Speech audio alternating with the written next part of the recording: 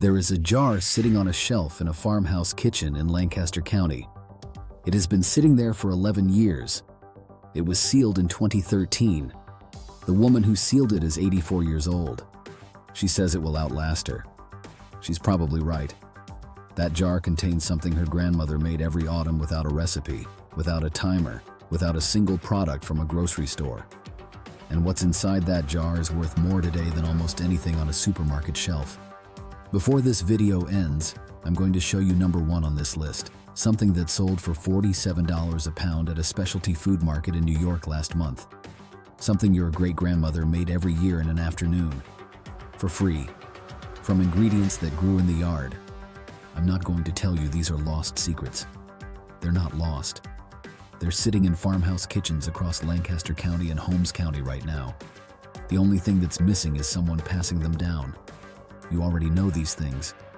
You've tasted them your whole life and just never connected the dots. That's the jar of something dark and thick your grandmother kept in the back of the pantry that tasted like nothing you could buy. That's the smell of a kitchen in October that meant something was being preserved. That's a generation of women who fed families through winters without a single trip to the grocery store and never thought of it as remarkable. It was just what you did. Number 9. Rendered lard. Every farmhouse kitchen had a tin of lard on the counter, not the hydrogenated white blocks at the grocery store. Real rendered lard, made from pastured pig fat slowly melted over low heat until it turned clear and gold. The highest smoke point of any cooking fat at 370 degrees. Higher than butter, higher than vegetable oil, higher than almost anything sold in a bottle today. One batch from a single pig lasted a farmhouse family an entire year. Artisan lard at specialty markets today sells for $12 to $18 a pound. Your great-grandmother made it for nothing from fat the butcher gave away. Number 8. Bone broth. Not the $9 cartons at the grocery store. Not the powder in packets. The real thing. Simmered for 24 to 48 hours until the collagen breaks down and the liquid turns to gel when it cools. No farmhouse kitchen in 1920 threw away a carcass. The bones went in the pot. The pot went on the back of the stove. And what came out 2 days later was the base of everything. Soups, stews, gravies, sauces. Dense, dark, mineral-rich. The gelatin in properly made bone broth coats and soothes the gut lining. Generations of farmhouse cooks knew this without a nutritionist. They just knew it worked. Number 7. Fermented vegetables. Before refrigeration, every farmhouse kitchen in America had a crock of something fermenting. Sauerkraut, pickles, fermented beets, kimchi-style preparations, not vinegar pickles from a factory. Salt and thyme and the wild bacteria already present on the vegetables. The lactic acid fermentation process that preserves vegetables for months also creates a probiotic environment that modern medicine has spent 30 years spending billions of dollars to replicate in capsule form. Your great-grandmother did it in a crock on the cellar floor for nothing. Number 6. Apple cider vinegar, raw. Not the clear filtered kind. The cloudy kind. The kind with the mother. A farmhouse apple press in autumn produced more cider than any family could drink. The excess went to barrels. The barrels sat. Wild yeasts fermented the cider to hard cider. Then Acetobacter bacteria converted it to vinegar. 6 months. No intervention. The result was raw apple cider vinegar with a living culture, used as a cleaning agent, a food preservative, a digestive tonic, and a salad dressing, all from the same jar. Bragg's raw apple cider vinegar sells for $8 a bottle. Your great-grandmother's version came from the barrel in the cellar. Number 5. Dried herbs and medicinal tinctures. Every farmhouse kitchen had a drying rack. Every grandmother had a knowledge of what grew in the yard and what it did. Elderflower for fever, yarrow for wounds, chamomile for sleep, echinacea for colds. None of these were folk superstitions. All of them have now been confirmed by peer-reviewed clinical research. The grandmother who made elderberry syrup every autumn was doing what 3 randomized controlled trials have since confirmed, reducing the duration and severity of respiratory illness. The global herbal supplement market generates $60 billion annually selling what used to grow in the backyard. Number 4. Sourdough starter. Before commercial yeast arrived in the 1860s, every household that baked bread maintained a living culture of wild yeast and bacteria. Fed daily, passed between neighbors, carried west by settlers. Some sourdough starters in the American West are documented to be over 150 years old. Still active, still rising bread. The fermentation in sourdough breaks down the phytic acid in wheat that blocks mineral absorption.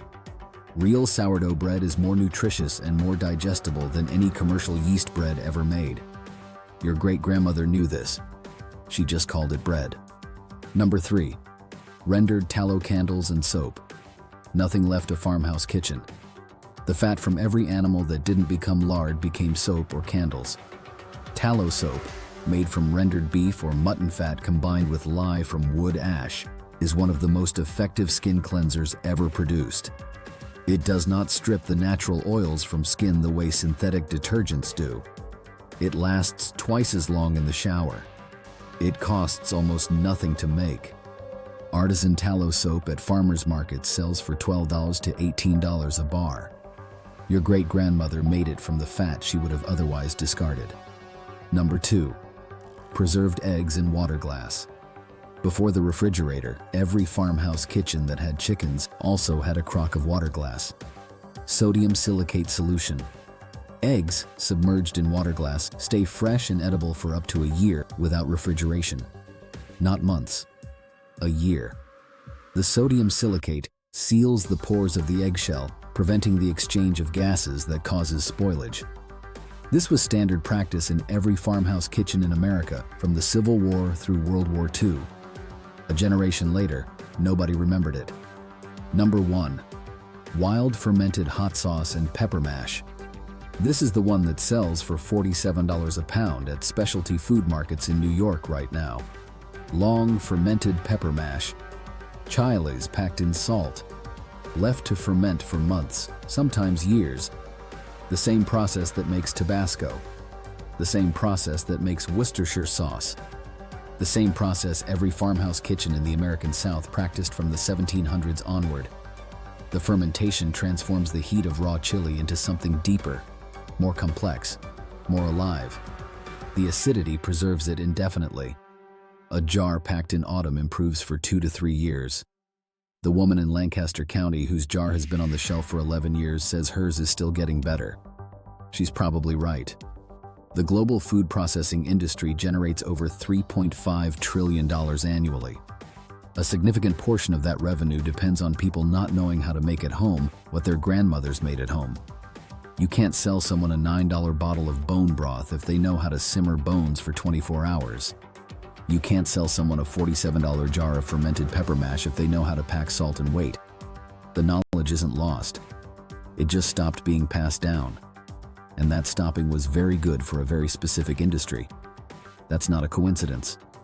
The kitchen that produced all of this was not a remarkable kitchen. It was every kitchen. In every farmhouse. On every rural road in America before 1950. The women who ran those kitchens didn't think of themselves as doing anything special. They were just keeping the family fed through winter. That knowledge fed nations for hundreds of years. And somewhere in the last 70 years, as supermarkets arrived, as convenience became the default, as the skill of preservation got replaced by a trip to the store, it quietly sat down and waited. It's still waiting. Everything on this list you can start this weekend. No special equipment, no unusual ingredients. Just the knowledge your great-grandmother considered common sense. I don't know what brought you here. Maybe it's the grocery bill that keeps climbing every month. Maybe you're building towards something self-sufficient, and the kitchen is the piece that keeps you up at night. Maybe you just remember the smell of your grandmother's pantry and ended up here at midnight following a question you couldn't stop. It doesn't matter. The knowledge works either way. Now you have it. Take care. I'll see you in the next one.